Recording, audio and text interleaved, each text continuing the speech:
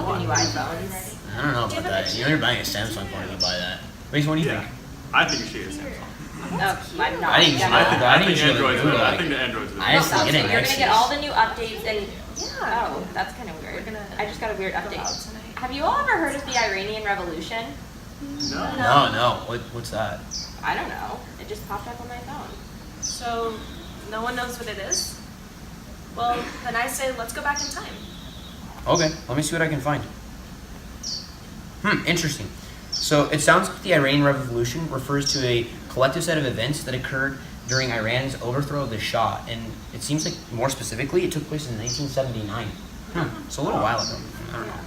Maybe let's look at the goals, causes, methods of demonstration, maybe U.S. involvement, and the global results. Sounds dense, but let's do it. So what caused the Iranian Revolution anyway? Let me see what I can find. Oh, hey, this is interesting. There's a whole list of things on the causes of the Iranian Revolution. Let's check them out. Okay. Why do we come to follow a person, a group, or a movement? What is it that drives us to connect with their ideas and its foundation? In most situations, we come to identify with a movement and those associated with it because of its stance on some situation we find meaningful. According to the revolutionary process in Iran, a 1996 journal article written by Gene Burns discusses how social movements often are a driving force that work to empower an oppressed group of people. The outcome of any movement is typically driven by a goal to incite social change and/or reform on some level.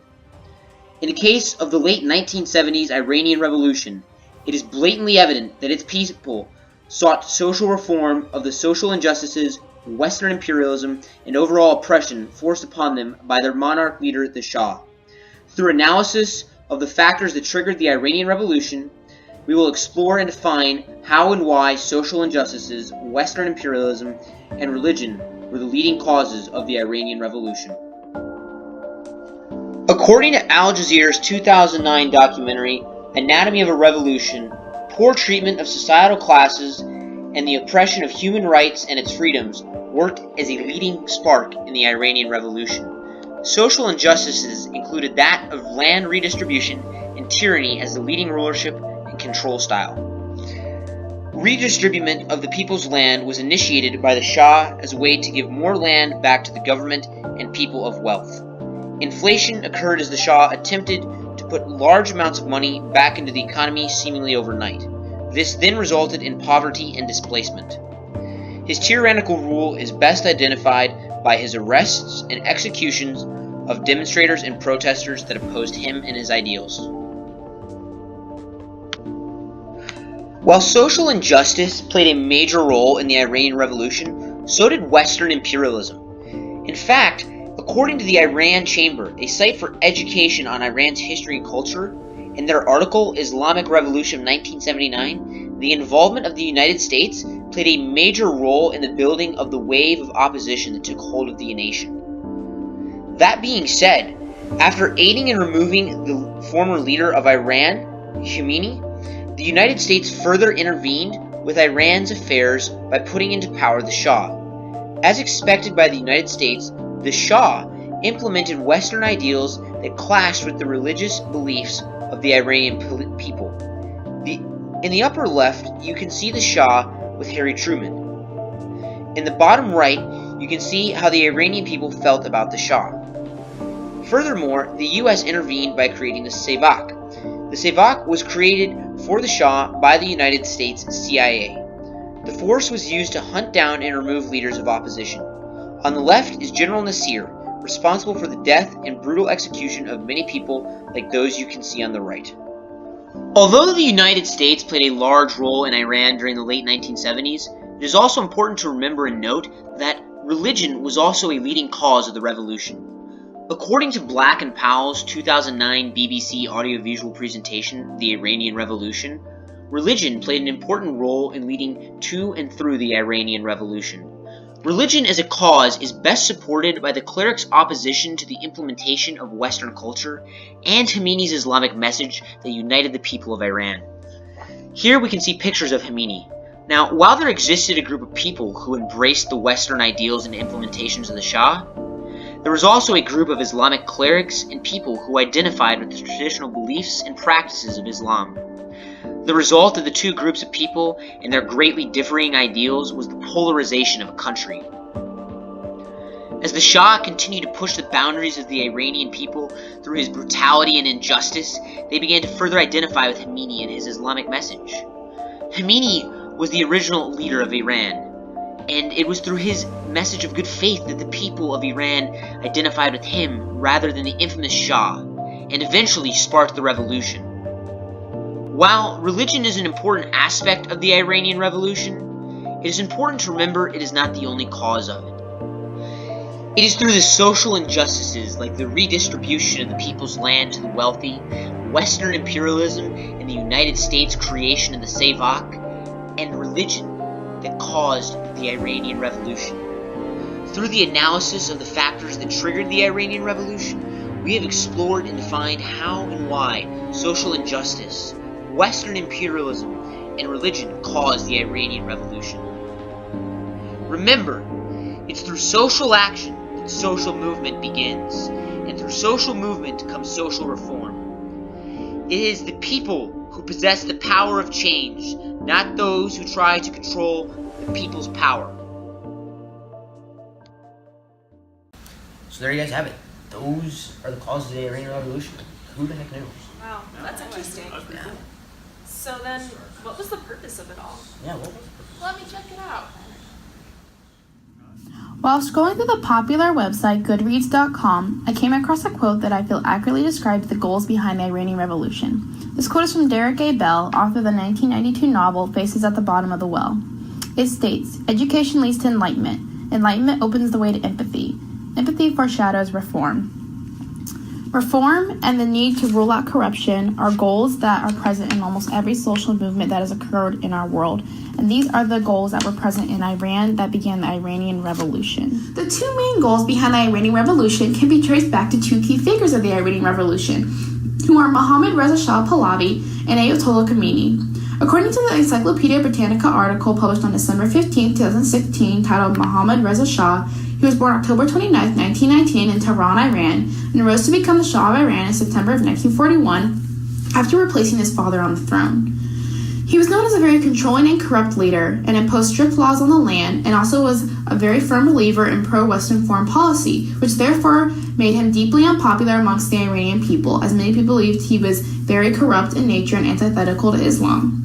According to the Encyclopedia Britannica article published on September 14, 2017, titled Ruhollah Khomeini, Ayatollah Khomeini, who was born Ruhollah Khomeini on September 24th of 1902, was a prominent Shiite scholar and teacher, earning the title Ayatollah in the 1950s, which means major religious leader. He was also the son and grandson of mullahs, who are also Shiite religious leaders. He was the mastermind behind the Iranian Revolution, as he denounced Western influence and therefore denounced the Shah's rule. Both the discontent with the Shahs regime and Ayatollah Khomeini's denouncement of the Shah's rule played significant and contributing roles in the goals behind the Iranian Revolution, which were to rule out corruption as well as to enable reform. Which leads me to my first point, which is the discontent with the Shah's regime, which relates to the goal of ruling out corruption. As stated before, according to the Encyclopedia Britannica article published on December 15, 2016, Mohammad Reza Shah Pahlavi was the ruler of Iran from 1941 to 1979, and he faced criticism for his White Revolution, which was a national development program that began with U.S. assistance and included construction, eradication of disease, and industrial growth and land reform. He was criticized from this movement because many felt that it was either moving too slow or was very antithetical to Islam, as it was rooted in Western culture. According to an Iranian Chamber article published October 20, 2017, titled History of Iran, Islamic Revolution of 1979, many believed that the Shah was using the Savak, which is the secret police, to control the country of Islam. He used the Savak to suppress discontent and opposition to his rule. This was a form of control in order to keep him in power. As you can see, both of these subpoints relate to how one of the main goals of the Iranian Revolution was to rule out corruption, as many believe that the Shah's regime was corrupted, and therefore the Iranian Revolution was started in order to rule out this corruption. which leads me into my second point, which is the exile and influence of Ayatollah Khomeini relating to the goal of enabling reform. As stated before, according to the Encyclopedia Britannica article published on September 14, 2017, Khomeini was forcibly exiled from Iran on November 4, 1964 for his outspokenness against the Shah, including his reduction of religious estates and emancipation of women. Khomeini's arrest and exile made him revered as a hero for many, since he outspokenly spoke out against the Shah's corruption. According to an article published in the Globe and Mail on February 10, 2015, authored by Peter Coring, titled Ayatollah Khomeini Returns to Iran from Exile, while in exile, he was secretly planning the Iranian Revolution and had secret cassette tapes detailing the aspects of his plan and goals circulating around Iran, which therefore began the revolution. He returned from exile in February of 1979 after the Shah had fled. According to a 2014 BBC article, Historic Figures, Ayatollah Khomeini, he was later appointed Iran's political and religious leader for life and publicly denounced America. His cassette tapes also detailed what was wrong with the Shah's rule, his corruption and deceit, and what needed to be done about it. Both of these subpoints, as you can see, relate to the goal of the Iranian Revolution of enabling reform, as Ayatollah Khomeini was deeply rooted in enabling the reform that Iran desperately needed. So as you can see, the Shah and Ayatollah contributed to the goals of the Iranian Revolution and were its two primary figures. The Shah related to the goal of ruling out corruption, and Ayatollah Khomeini related to the goal of enabling reform. The goals of ruling out corruption and enabling reform that caused the Iranian Revolution are the two main goals that are prevalent in almost every other social movement that has occurred in society. So there you have it. That's the purpose behind the Iranian Revolution. Oh, that's pretty interesting. Wow. But what were the citizens' reactions to it? I don't know. Let's find out. Hi, so today I will be talking about the protest demonstrations and how the government reacted to them during the Iranian Revolution in 1978.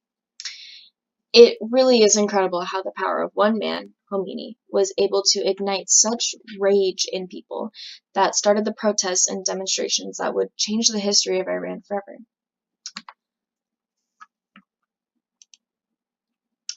So, here we have a picture of protesters around Shahs Tower, Tehran in 1979. They are looking very victorious here. So let's talk about how these protests began. So the protests began because of an article published in an Iranian newspaper called the Etila'at on January 7, 1978. Here is a picture of a clipping from the Etila'at. It is not the clipping of that specific article, but it's here to give you an example of what the newspaper looked like. So the article was called Iran, the Red and Black Colonization, and was written under a pseudonym by a government agent. The article caused a great deal of uprise because of its claims that Khomeini was a British agent and simply a mad Indian poet. So because of this article, religious seminary students in the city of Qom got angry and clashed with the police. And they protested like you see here in this video. The government claimed that only 2 people were killed during that protest, while the opposing side says that 70 people were killed and over 500 people were injured. But different sources, such as Charles Krusman, who wrote The Unthinkable Revolution in Iran in the Harvard Press, published in 2004, and Evan Abrahamian, who wrote Iran Between Two Revolutions in the Princeton University Press, published in 1982, claimed different numbers on the death toll. Severe demonstrations, strikes, and civil unrest really paved the way for drastic revolutions. So tensions were really starting to rise in Iran, and there were countless different protests just like what you see here that broke out in various cities. But 2 instances that I want to talk about is what happened in Tabriz on February 8th, 1978, and what happened in Tehran on September 8th, which is infamously known as Black Friday in Iran. So, according to Michael Axworthy in Revolutionary Iran, A History of the Islamic Republic, published in 2013, on February 18, 1978, Tabriz descended into full-scale riot. Western and government symbols such as cinemas, bars, state-owned banks, and police stations were set ablaze in protest. Units of Imperial Iranian Army were deployed to the city to restore order, which only caused more demonstrations and riots in over 55 cities. So here you see an example of some of the riots that were happening, and they were burning a picture of the Shah, these protesters were. And next, I want to talk to you about Black Friday here. So this was a very pivotal point in the protests. According to an article published by the Iran Front Page News on September 7, 2016, Black Friday is given to September 8, 1978, and the shootings in Jaleh Square in Tehran, Iran. The deaths and the reaction to them have been described as a pivotal event in the Iranian Revolution, when any hope for compromise between the protest movement and Mohammad Reza Shah's regime was extinguished. This was a huge moment in the revolution. This all happened because the Shah had declared martial law in Tehran, though despite his commands, 5,000 protesters took to the streets and faced off with soldiers at Jaleh Square.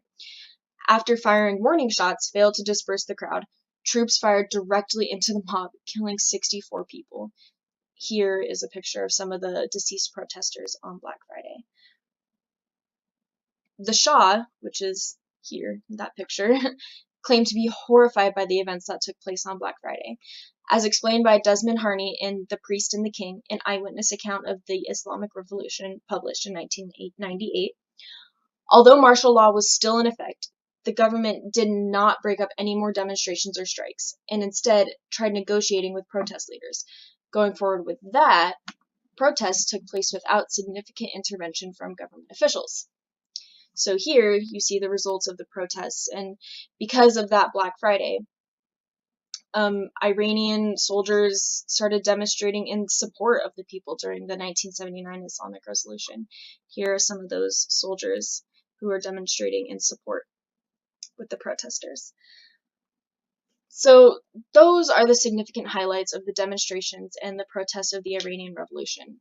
It was a horrific time of death and despair for those in Iran, and this is how severe demonstrations, strikes, and civil unrest paved the way for a drastic revolution. So there you have it, guys. That's how the people reacted to the revolution. Wow. Oh, interesting. Did anyone else get involved? Yeah, it looks like the U.S. got really heavily involved since the 50s. Let's go take a look. Tell me more. The United States was involved in Iran long before the Shah came to power during the beginning of the Cold War. In the early 1950s, the U.S. feared that Iran would end up like a second China and become allied with Russia and the Soviet bloc. That is, a large country on the border with a large population and resources. The United States at this time believed that any country that wasn't with them was against them, and a potential ally for Russia. In 1953, the CIA organized a military coup against the democratically elected Prime Minister Mohammad Mossadegh, who had nationalized the Iranian oil industry, which had been under British control for years, as the Anglo-Iranian Oil Company. CIA admits to their role in 1953 Iranian coup, October 28, 2017. The nationalization of the oil company led the U.S. to believe that Iran was moving towards communism and an ally to Russia. Their solution was to remove Prime Minister Mossadegh. In his place, the U.S. installed Mohammad Reza Shah Pahlavi, who would be the leading figure and monarch in Iran until the revolution. The Shah kept close ties to the United States and the West during his time in power, and pushed and instilled Western ideas in Iran. He called his plan for this the White Revolution, which would modernize the country. The revolution included things like land reform, formation of literacy and health corps, and an enfranchisement of women. The plan's purpose was to also weaken the supports of the traditional system and secure his own. The increased economic relations to the West and the boom in the oil industry led to Iran's economy increasing and enlargement of the middle class. In Carter's 2002 Keeping the Faith, Memoirs of a President, the overall prosperity in Iran led to the CIA concluding just 6 months before the revolution began that Iran is not in a revolutionary or even a pre-revolutionary situation. The White Revolution also led parts of the Western society, specifically the United States, integrating itself into Iran. During the Iranian Revolution, the integration of Western ideals was criticized. In Michael Axworthy's 2013 Revolutionary Iran, a woman who attended the protests said, "American lifestyles have become to be imposed as the ideal, the ultimate goal. Americanism was a model, American popular culture, books, magazines, and films had swept over the country like a flood. We found ourselves wondering, is there any room for our own culture? To enforce his will on Iran, the Shah used his secret police, the Savak. The Savak was formed after the 1953 US-backed coup of Iran that put the Shah in power. The US sent members of the CIA to Iran to train the first recruits of the Savak, whose goal was to strengthen the Shah's regime by targeting political opponents and repressing dissident movements. The Shah had almost unlimited power and regularly tortured and killed any Iranian citizens that were believed to be against the Shah. As the revolution in Iran grew, the United States began to lose faith in the Shah's ability to survive it. The United States planned to intervene and install a new government. In Douglas Little's 2008 American Orientalism, the United States in the Middle East since 1945 describes a plan. The original idea was to assemble a coalition of pro-Western military officers, middle-class professionals, and moderate clergy, with Khomeini installed as a spiritual leader. The United States contacted members of Khomeini's supporters, and from the responses, the U.S. believed that Khomeini intended on creating a democracy, and thus helped Khomeini rise to power. After the revolution, the Shah went to the United States for cancer treatment. This angered the Iranian population, who believed that the United States should have sent the Shah back to Iran to face trial and later execution for his crimes against humanity. Their angered citizens stormed the U.S. Embassy and captured 52 American citizens and diplomats, and held them hostage for 444 days. The hostages were taken under Khomeini's government. The United States' involvement in Iran put the Shah in power and forced Western culture on the Iranian people. Even though the country seemed to thrive, its citizens rejected the Shah and the U.S., whose relationship with Iran became strained once Khomeini came to power. U.S.'s involvement in the Iranian Revolution. Who knew they were that involved? Right? Yeah. Interesting. So, what was the global result of the Iranian Revolution? Good question. Let me look it up. Now let's talk about the results of the Iranian Revolution. Wars, energy crises, and hostages. These were just a few of the outcomes and global results of the Iranian Revolution.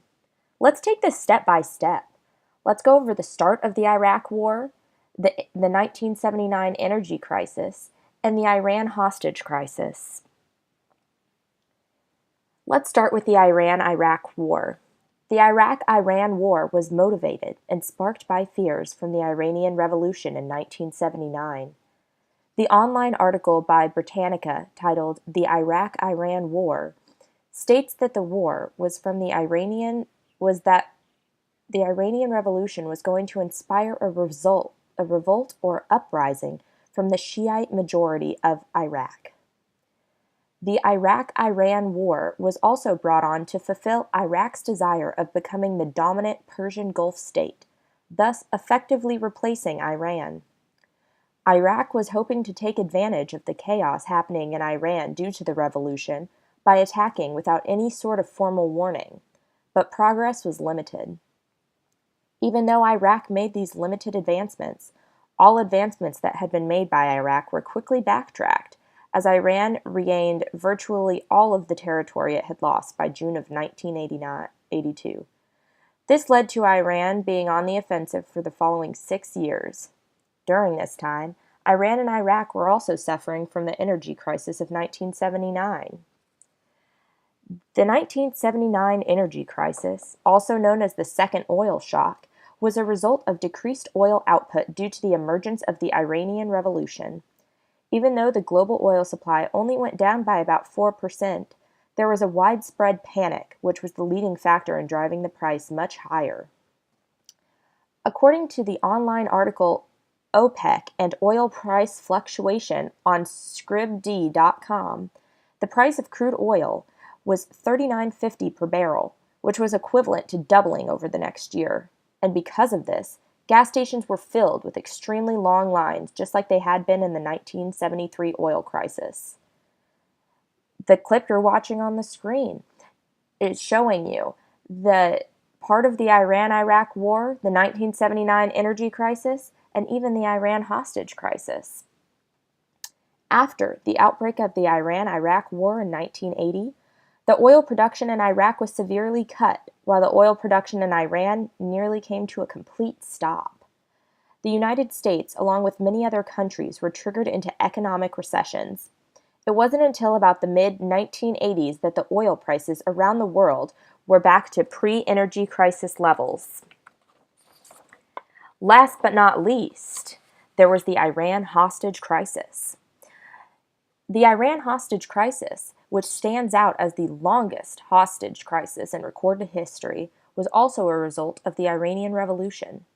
The main purpose of the Iran hostage crisis was to have a diplomatic standoff between Iran and the United States. According to HistoryGuy.com, in an article titled Iran-U.S. Hostage Crisis, radical Islamic students scaled the walls of the U.S. Embassy in Tehran and took over. The students belonged to the Muslim student followers of the Imam's line and supported the Iranian Revolution. Originally, there were 63 Americans held hostage from the embassy.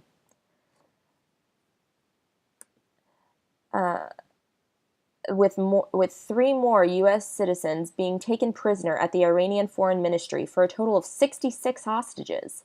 Over the course of 3 weeks, the hostage takers released several women and African Americans while keeping 53 hostages. A Sikh hostage was later released, which reduced the hostage numbers to 52, which would not be free for a total of 444 days, according to a CNN article by Susan Chun titled 6 Things You Didn't Know About the Iran Hostage Crisis. They were held hostage from November 4th, 1979 until January 20th, 1981.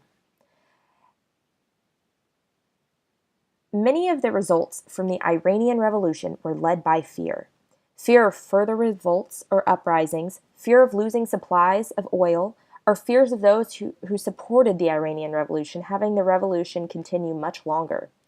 Acting out of panic, anger, and a desire to have a diplomatic standoff, the start of the Iraq War, 1979 energy crisis, and Iran hostage crisis occurred. Those were the results of the Iranian Revolution. I think our fingers are starting to hurt now. I don't know about you all. So basically, let's wrap it up. The Iranian Revolution was caused by social injustice, and they were trying to overthrow an oppressive monarchy. That's true, and we learned about the strikes and demonstrations, and also how the U.S. was really heavily involved, and that there were a lot of negative global effects. I think we found this all out through Google. Yeah, really. What was the most interesting thing you guys found? I don't know. I found the corruption actually to be really interesting, and it really touched me on a deep level. I didn't know that the protests were so intense. That was just crazy to me. Yeah, and I had no idea that the U.S. was so involved in all of this. Right, and I didn't even know that involvement caused the oil crisis back in the U.S. And I had no idea how crazy some of the social injustices were. Yeah, man, what an adventure.